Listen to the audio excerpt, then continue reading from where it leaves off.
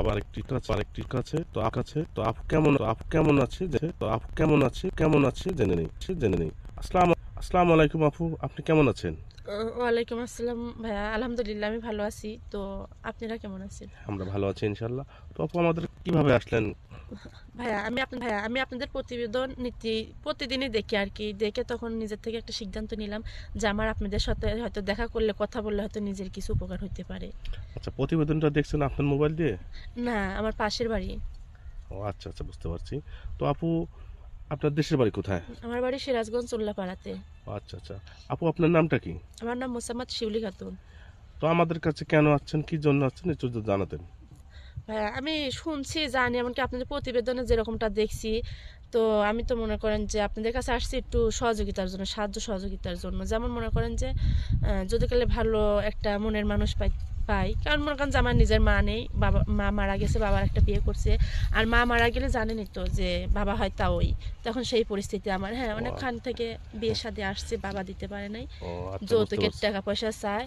তো এখন আমার পাশের বাড়ির এক চাচি পরামর্শ দিল, যেহেতু এই প্রতিবেদনটা তুই দেখিস, তাহলে ওখানে যা, ভাইয়াদের কাছে গেলে হয়তো কোনো রকম হেল্প করতে পারে। হ্যাঁ, ঠিক আছে, বুঝতে পারছি। অবশ্যই আপনি আমাদের কাছে আসছেন, নিরাশ হবেন না ইনশাল্লাহ। তো আপু, আমাদের এখানে তো আপনার প্রবাস থেকে অনেক বয়স হয়ে গেছে, প্রবাস জীবন কাটাতে কাটাতে অনেক সময় বিয়ের বয়সটা পেরিয়ে গেছে।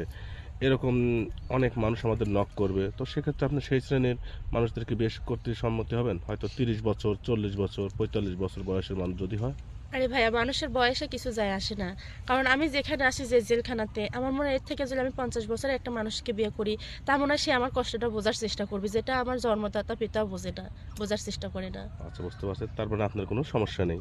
আমার তাতে কোনো সমস্যা নেই। আবার যদি মনে করেন যে না, কোনো বিবাহিত পুরুষ বউ চলে গেছে কিংবা বউ মারা গেছে, তাদেরকেও আমি বিয়ে করব। কারণ কিসের জন্য? কারণ আমার বাবার সামর্থ্য নেই যে লক্ষ লক্ষ টাকা দিয়ে যৌতুক দিয়ে আমাকে বিয়ে দিবে। আর তাই একটা যদি ভালো মনের মানুষ পাই, তাহলে পরে তার সঙ্গে আমি বিয়ে করতে একমত। সুপ্রিয় দর্শক, শুনতে পারলেন, আপুটি আসলে খুবই কষ্টে আছে। আর একটা মানুষ কখনো এই সকল বিষয়গুলো মেনে নিতে চায় যখন সে তিন বেলা তিন মুঠো ভাত খাইতে পারে না, বা তার বাবা খুব অসহায় পরিবার, এক কথায় বলতে গেলে অসহায় একটি পরিবার, দিন আনে দিন খায়। তারপরেও যন্ত্রণা যেটা হচ্ছে, তার বাবার একটা বিয়ে করছে, সৎ মায়ের ঘর কীরকম হয় অনেকেরই আছে, হয়তো বা যারা প্রবাসে আছেন বা দেশে আছেন, এক কথায় বুঝতেই পারছেন সৎ মায়ের ঘর কি যন্ত্রণার একটা জায়গা। তো আমরা বেশি কথা বাড়াবো না, 3-4 মিনিটে একটা মানুষের জীবনের গল্প শেষ করা যায় না। তো আপু, আমাদের কাছে তো অনেক মানুষ দেশ বিদেশ থেকে নক দিবে, তো আপনার মোবাইল নাম্বারটা যদি দিতেন। আমার ফোন নাম্বার থাকলে ভাই আমি আপনাদের সঙ্গে ফোনে যোগাযোগ করতাম। এই কষ্ট করে মানুষের কাছ থেকে টাকা ধার নিয়ে আমি কিন্তু আপনাদের অফিস অব্দি আসতাম না। তো এখন আমাকে যদি কারোর ভালো লাগে, কেউ যদি প্রকৃত বিয়ে করার ইচ্ছা থাকে, তাহলে আমি এটুকু বিশ্বাস তো যে আপনারা হয়তো তার সঙ্গে আমাকে যোগাযোগ করাই দিতে পারবেন।